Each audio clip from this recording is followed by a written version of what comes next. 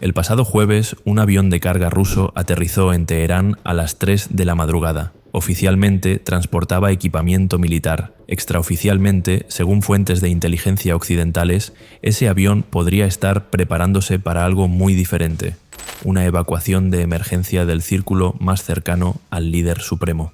Y aquí está lo que nadie te cuenta. Mientras ese avión permanecía en la pista, a menos de 40 kilómetros de distancia, familias de altos funcionarios del régimen hacían cola en una oficina consular para solicitar visados a Francia y Alemania. Piénsalo un momento.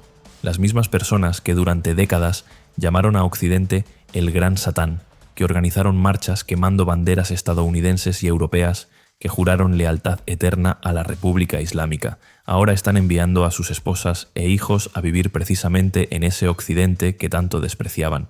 Y mientras ellos preparan su salida, ordenan a la policía que dispare contra manifestantes desarmados. Este es el momento más peligroso para Irán desde 1979, pero no por las razones que crees. No es el tamaño de las protestas lo que está destruyendo al régimen, no son los eslóganes ni las barricadas en llamas, es algo mucho más profundo. El sistema se está devorando a sí mismo desde dentro, y hoy vamos a diseccionar exactamente cómo está ocurriendo esto, quiénes están huyendo, por qué la policía está abandonando sus puestos y qué significa todo esto para el futuro de 70 millones de personas. Pero antes de continuar, necesito que entiendas algo fundamental. Lo que está pasando en Irán no sigue el guión de ninguna revolución anterior. Esto no es la primavera árabe, no es Ucrania en 2014, ni siquiera es comparable a lo que ocurrió en el propio Irán en 1979. Estamos presenciando algo sin precedentes. Un régimen que no está siendo derrocado desde abajo, sino que se está desintegrando desde arriba. Para entender la magnitud de lo que está sucediendo, necesitamos un mapa, y no me refiero a uno geográfico, aunque también lo necesitaremos.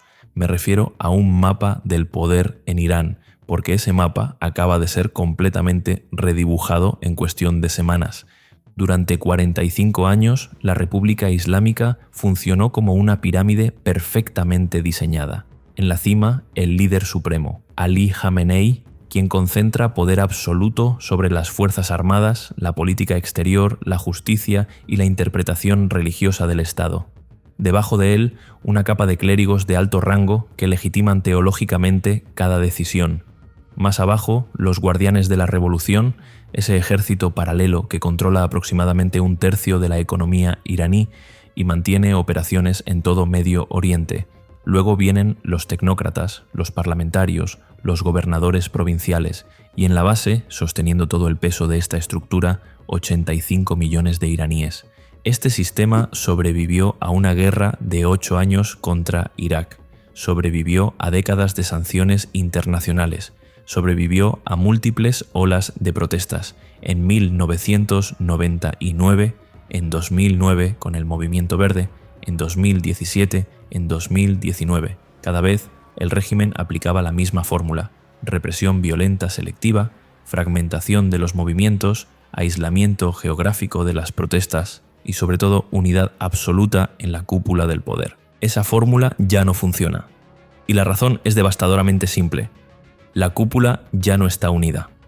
Las grietas comenzaron a aparecer de forma visible hace pocas semanas cuando algo impensable ocurrió. Un clérigo, vestido con su turbante y túnica, apareció en un video que se viralizó instantáneamente. No estaba dando un sermón tradicional, estaba maldiciendo al líder supremo, maldiciendo al sistema, pidiendo públicamente el fin de la República Islámica. Ahora algunos dirán, es solo un clérigo, hay miles en Irán. Y es cierto, verificar la autenticidad de cada video es difícil, pero eso pierde completamente el punto. Durante 45 años, la clase clerical iraní mantuvo un pacto de silencio absoluto. Podías estar en desacuerdo con políticas específicas, podías tener rivalidades internas, pero jamás, bajo ninguna circunstancia, cuestionabas públicamente la legitimidad del Velayat-e-Faqih, el principio de gobierno del jurista islámico que sustenta toda la estructura de poder. Ese pacto acaba de romperse, y cuando el pilar religioso se fractura, el pilar militar pierde su justificación moral. ¿Por qué un soldado dispararía contra civiles si ya ni siquiera los clérigos creen en el sistema que está defendiendo? Permíteme llevarte ahora a las calles, porque lo que está ocurriendo a nivel de base es igual de extraordinario. Según redes de oposición y reportes regionales que hemos podido verificar cruzando múltiples fuentes, las protestas activas se extienden ya por al menos 25 de las 31 provincias iraníes. Más de 100 ciudades y pueblos reportan situaciones donde la autoridad del Estado simplemente ha desaparecido. No estamos hablando de manifestaciones que se dispersan al anochecer, estamos hablando de territorios enteros donde el gobierno ya no ejerce control efectivo. Mashhad, la segunda ciudad más grande del país y uno de los centros religiosos más importantes del Islam chií. Bandar Abbas, el puerto estratégico que controla el acceso al estrecho de Hormuz. Joramchar, en el corazón de la zona petrolera que genera la mayoría de los ingresos del país. Abdanán e Ilam, en las montañas del oeste, zona tradicionalmente kurda. Cada una de estas regiones tiene su propia identidad étnica, su propia historia, sus propios agravios, y sin embargo, todas están protestando simultáneamente, coordinadas no por un líder central, sino por una frustración compartida que trasciende cualquier división. Esto es exactamente lo que el régimen siempre logró evitar. Su estrategia histórica consistía en presentar cada protesta como un fenómeno local, aislado, manipulado por agentes extranjeros. Persas contra kurdos, norte contra sur, urbanos contra rurales. Divide y vencerás. Esa estrategia requiere la capacidad de controlar la narrativa y desplegar fuerza selectivamente. Ambas capacidades están colapsando. Los mercados permanecen cerrados, no por decreto oficial, sino porque los comerciantes se niegan a abrir. Las autopistas están bloqueadas, no con barricadas improvisadas, sino con vehículos de personas comunes que simplemente se detienen y abandonan sus coches. Estaciones de policía en ciudades como Abadán y Kazerún han sido abandonadas, no tomadas por asalto, abandonadas. Los agentes simplemente se fueron. Y aquí llegamos a uno de los elementos más reveladores de toda esta crisis. Los propios agentes del Estado están desertando. Piensa en lo que significa ser un policía iraní en este momento. Tienes un salario que apenas cubre las necesidades básicas porque la inflación ha destrozado tu poder adquisitivo. Tu familia lucha por conseguir huevos, arroz, tomates, productos que hace 5 años eran completamente ordinarios y ahora se han convertido en artículos de lujo. Cada día te ordenan enfrentarte a manifestantes que podrían ser tus vecinos, tus primos, personas que están protestando exactamente por las mismas razones que tú mismo querrías protestar, y entonces descubres que mientras tú arriesgas tu vida en las calles, los hijos del ministro que firma tus órdenes están tomando vuelos a París, que la esposa del comandante que te exige restaurar el orden acaba de obtener residencia en Múnich, que las mismas personas que te dicen que Occidente es el enemigo están comprando apartamentos en el Occidente enemigo. Según informes del medio francés Le Nouvel Observateur, citando fuentes de inteligencia, las embajadas europeas en países vecinos están procesando un número sin precedentes de solicitudes de visado de familiares de altos funcionarios iraníes. Se mencionan específicamente conexiones con el entorno del expresidente Hassan Rouhani y del presidente del Parlamento, Mohammad Bagher Ghalibaf. Estas no son personas marginales, son figuras centrales del establishment. La hipocresía es tan flagrante que está destruyendo lo poco que quedaba de lealtad institucional. Un régimen puede sobrevivir siendo brutal, puede sobrevivir siendo corrupto, pero no puede sobrevivir cuando sus propios agentes se sienten utilizados como carne de cañón mientras los jefes preparan su huida. Eso genera algo mucho más peligroso que la indignación popular. Genera desprecio interno, y el desprecio mata la obediencia. Las redes sociales iraníes están llenas de videos de oficiales quitándose el uniforme. Algunos lo hacen en privado y luego publican el video. Otros lo hacen en plena calle, frente a manifestantes que aplauden. No son actos de heroísmo ideológico, son actos de puro instinto de supervivencia. Cuando un barco se hunde, los primeros en correr hacia los botes salvavidas son quienes mejor conocen el estado real del casco. Hay un momento en toda revolución que marca el punto de no retorno. No es cuando cae el líder, no es cuando se toma el palacio presidencial, es cuando los símbolos del poder dejan de inspirar miedo y empiezan a inspirar desprecio. Ese momento ya llegó a Irán. Qasem Soleimani fue, hasta su asesinato por un dron estadounidense en enero de 2020, el hombre más poderoso de Irán después del líder supremo, comandante de la fuerza Quds, arquitecto de la influencia iraní en Irak, Siria, Líbano y Yemen.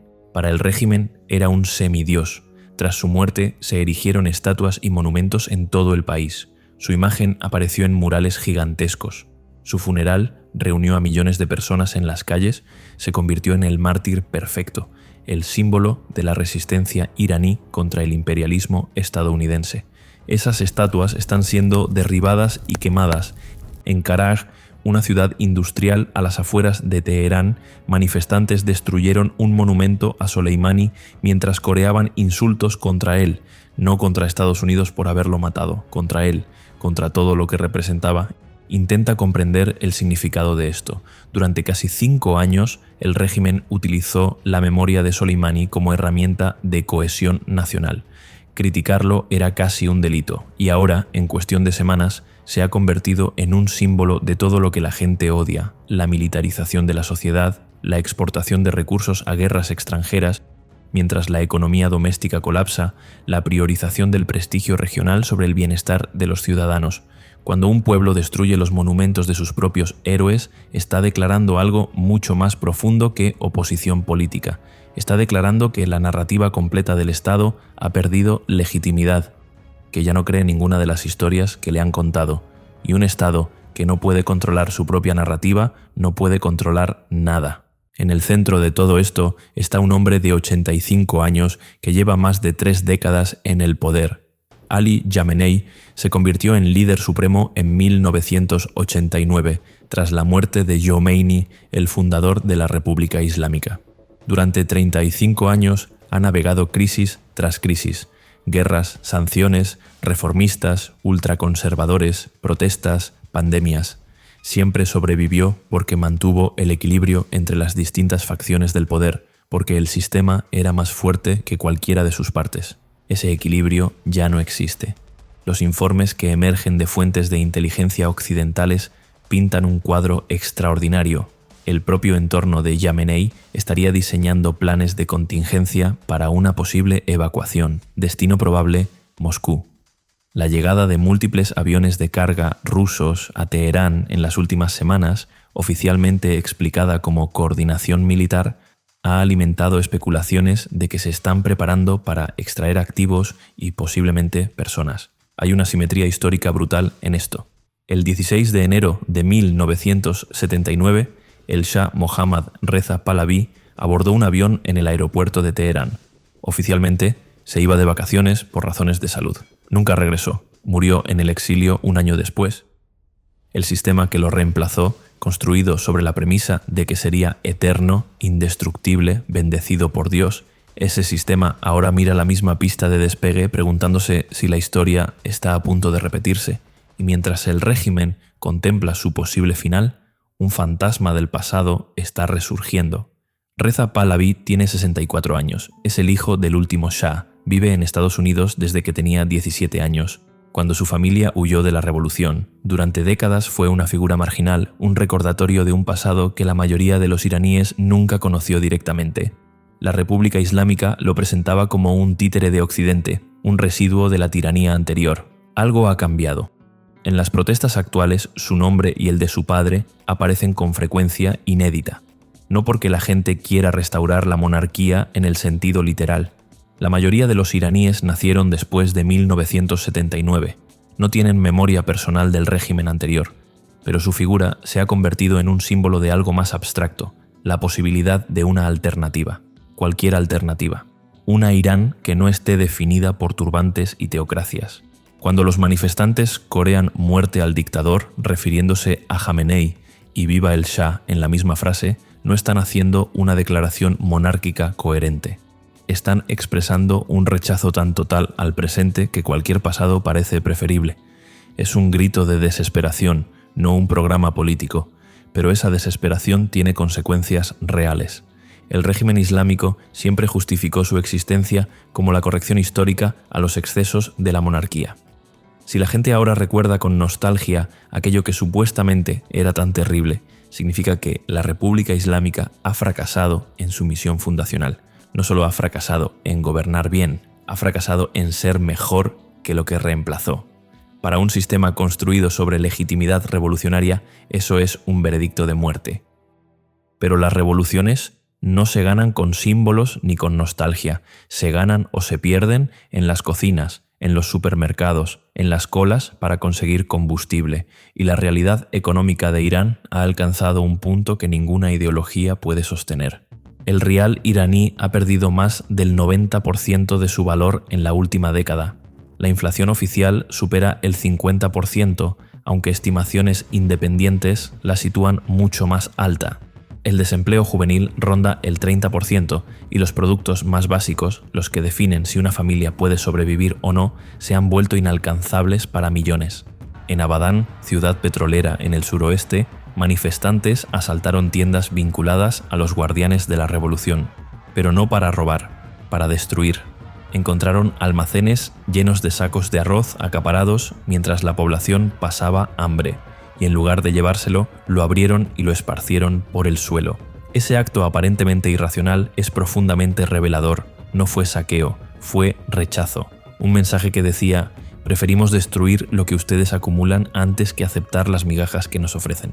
Este tipo de rabia no puede ser apaciguado con promesas de reforma, no puede ser reprimido indefinidamente con violencia.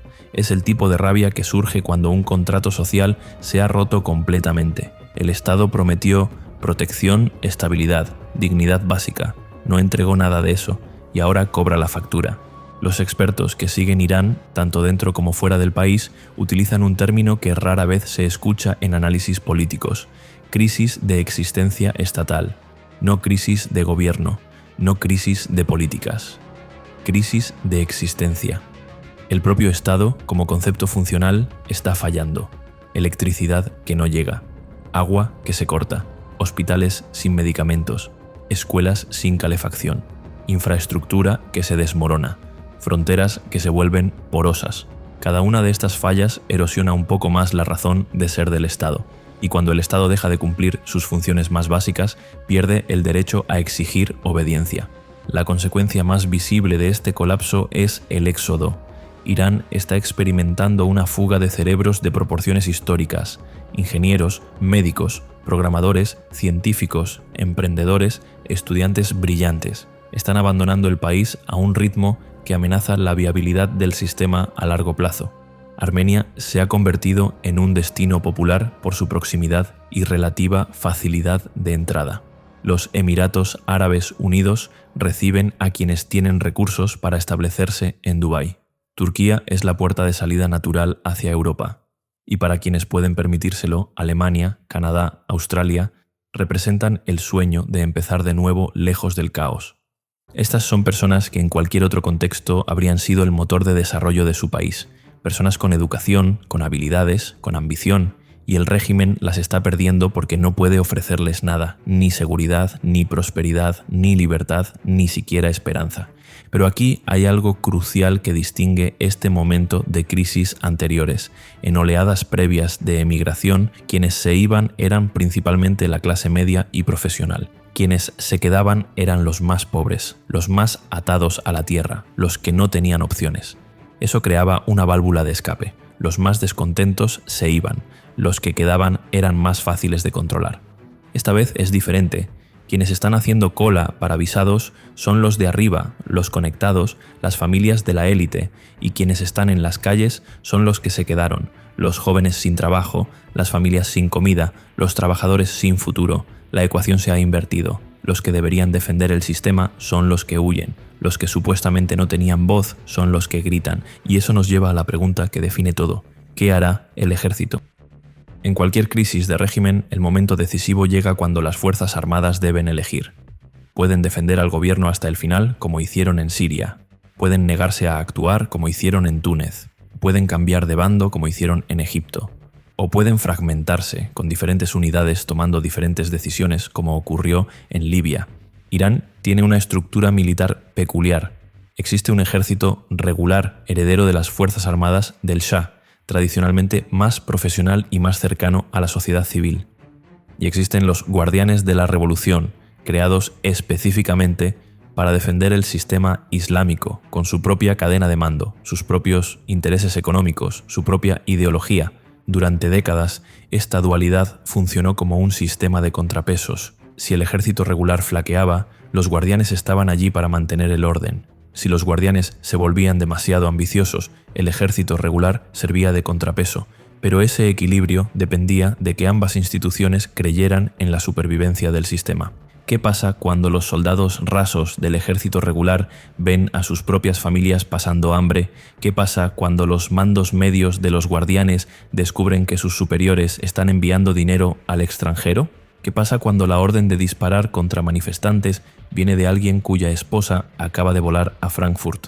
La lealtad militar no es abstracta, es personal. Los soldados obedecen órdenes porque creen que el sistema que defienden merece ser defendido, porque confían en sus comandantes, porque piensan que habrá consecuencias si desobedecen.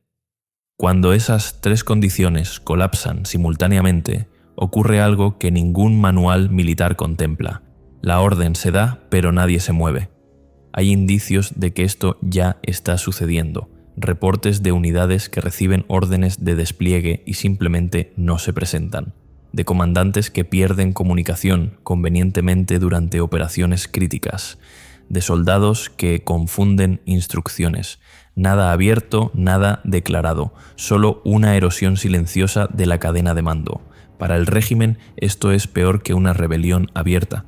Una rebelión puede ser aplastada o negociada. Pero, ¿cómo combates algo que no tiene forma? ¿Cómo castigas una desobediencia que siempre tiene una excusa técnica? ¿Cómo confías en fuerzas de seguridad que asienten con la cabeza pero no mueven los pies? Entonces, ¿hacia dónde va todo esto? Es la pregunta que todos quieren responder y que nadie puede responder con certeza. Lo que sabemos es que el régimen iraní está enfrentando simultáneamente todas las crisis que históricamente han derrocado gobiernos. Crisis económica terminal, pérdida de legitimidad ideológica, fragmentación de la élite gobernante, deserción de las fuerzas de seguridad y una población que ha perdido completamente el miedo. Cualquiera de estos factores por separado sería manejable. Un régimen autoritario eficiente puede sobrevivir a la pobreza si mantiene control ideológico. Puede sobrevivir a la pérdida de legitimidad si mantiene capacidad represiva. Puede sobrevivir a protestas si su élite permanece unida, pero no puede sobrevivir cuando todo falla al mismo tiempo. El resultado más probable no es una transición ordenada, ni una intervención militar limpia, ni una revolución con un líder claro que tome el poder. Lo más probable es algo mucho más caótico, un periodo de fragmentación donde diferentes partes del país responden a diferentes autoridades, donde algunas provincias mantienen estructuras del antiguo régimen mientras otras construyen alternativas locales, donde el Estado central se convierte en una cáscara vacía que pretende gobernar un país que ya no controla. Esto no significa que la República Islámica vaya a desaparecer mañana. Los regímenes autoritarios pueden prolongar su agonía durante años si están dispuestos a ejercer suficiente violencia. Pero la agonía ya comenzó, y una vez que comienza, el final es cuestión de tiempo, no de posibilidad. Lo que está claro es que Irán nunca volverá a ser lo que era. Incluso si el régimen logra sobrevivir en alguna forma, la legitimidad perdida no se recupera. La confianza destruida no se reconstruye. Los jóvenes que hoy enfrentan balas en las calles no olvidarán, y los que huyeron a París o Múnich no regresarán a defender un sistema que traicionaron cuando las cosas se pusieron difíciles. Lo que comenzó como protestas por el precio del huevo ha revelado algo que estaba oculto bajo la superficie. Un país entero que ya no cree en su gobierno, una élite que ya no cree en sí misma y un ejército que ya no cree en lo que le ordenan defender. En 1979, un régimen que parecía invencible colapsó en semanas porque había perdido su razón de ser. 45 años después, su reemplazo enfrenta exactamente el mismo diagnóstico. La historia, como dicen, no se repite, pero sí rima. Y esta rima lleva el nombre de 85 millones de personas que merecen algo mejor que elegir entre tiranos con corona y tiranos con turbante. Esa es, quizás, la única certeza en todo este caos. Pase lo que pase, el pueblo iraní ya ha decidido que el futuro debe ser diferente. Ahora solo queda ver cuánto dolor habrá en el camino hacia ese futuro diferente.